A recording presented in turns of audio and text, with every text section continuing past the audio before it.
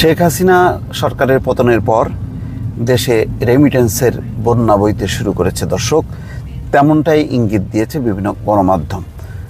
আজকে চ্যানেল 24 অনলাইনের একটি খবর, 17 দিনে রেমিটেন্স এলো 13,374 কোটি টাকা। দর্শক বুঝতেই পারছেন বিপুল পরিমাণ এসছে, যেটা তলানিতে যে ঠেকেছিল। এবং তার একটা কারণ ছিল, রাজনৈতিক কার্যকারণ ছিল।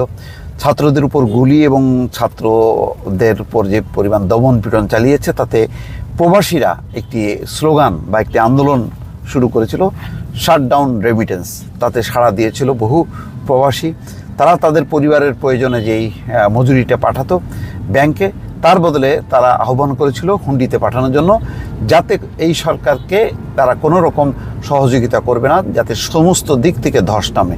এটা ছিল ছাত্রদের উপর যে গুলি চালানো হাসিনা সরকারের পুলিশ বাহিনীর এবং অন্যান্য বাহিনীর, তার প্রতিবাদে।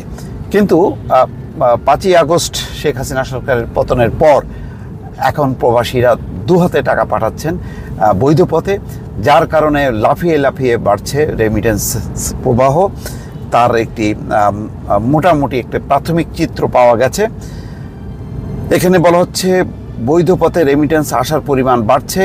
শেখ হাসিনা সরকারের পতনের সঙ্গে সঙ্গে চলতি মাস আগস্টের প্রথম দিকে রেমিটেন্স আসা থমকে গেলেও তা বেড়েছে বহু গুণ। বাংলাদেশ ব্যাংকের হালনাগাদ তথ্য বলছে, চলতি মাসের আগস্টের প্রথম 17 দিনে দেশে বৈধ পথে 114 কোটি 42 লাখ 20 হাজার ডলারের রেমিটেন্স এসেছে। আগস্টের প্রথম 3 দিন পর্যন্ত দেশে রেমিটেন্স এসেছে 9 কোটি 56 লাখ 50 হাজার ডলার। শুধু 4 থেকে 10ই আগস্ট পর্যন্ত এসেছে 38 কোটি 71 লাখ 20 হাজার ডলার। দর্শক বুঝতেই পারছেন এই পার্থক্যটা।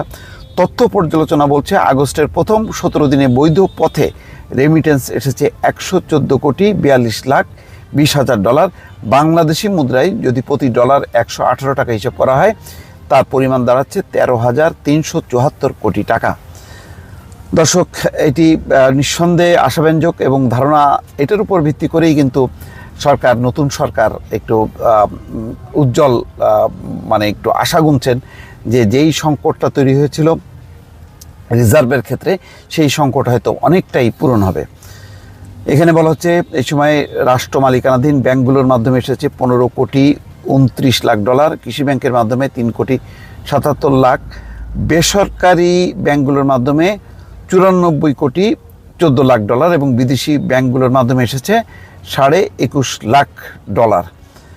দর্শক, এটা নিশ্চয়ই অভিনন্দন। এবং এখন সবাই যেটা ফিল করে যে বাংলাদেশের যে ধ্বংসস্তূপ বলা যায়, অর্থনৈতিক ক্ষেত্রে ব্যাপক ধস, অন্যান্য প্রতিষ্ঠান, যেটা প্রফেসর ইউনূস বলেছে যে শেখ হাসিনা ক্ষমতায় টিকে থাকার জন্য একেবারে সমস্ত প্রতিষ্ঠান ধ্বংস করে দিয়েছে।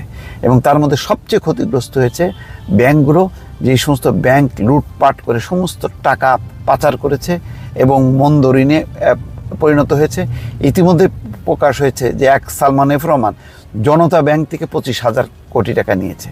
তারপরে চট্টগ্রামের যে কর্পোরেট শাখা, সেখান থেকে 90% টাকা ঋণ নিয়েছে এস আলম।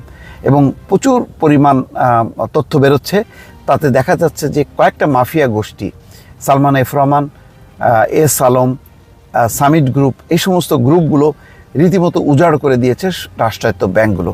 তারা প্রাইভেট ব্যাংকগুলোও কে ছাড়েনি। এস আলম গ্রুপের যে 7টি ব্যাংক, সেই 7টি ব্যাংকও উজাড় হওয়ার উপক্রম। এই পরিস্থিতিতে এই চ্যালেঞ্জ এখন কিন্তু মোকাবেলা করতে পারে একমাত্র হচ্ছে প্রবাসীরা। তারা যদি বিপুল পরিমাণ রেমিটেন্স তারা যদি বৈধ পথে পাঠাতে শুরু করে ব্যাংকিং চ্যানেলে, তাহলে কিছুটা সাপোর্ট হবে। এবং সেই ধরনের প্রত্যয় কিন্তু সবার আছে যে এখন তারা এই ইউনূস সরকারকে সাপোর্ট করবে যে দুর্যোগ, সেই দুর্যোগ কাটানোর ক্ষেত্রে। দর্শক, ভালো থাকবেন। আল্লাহ হাফেজ।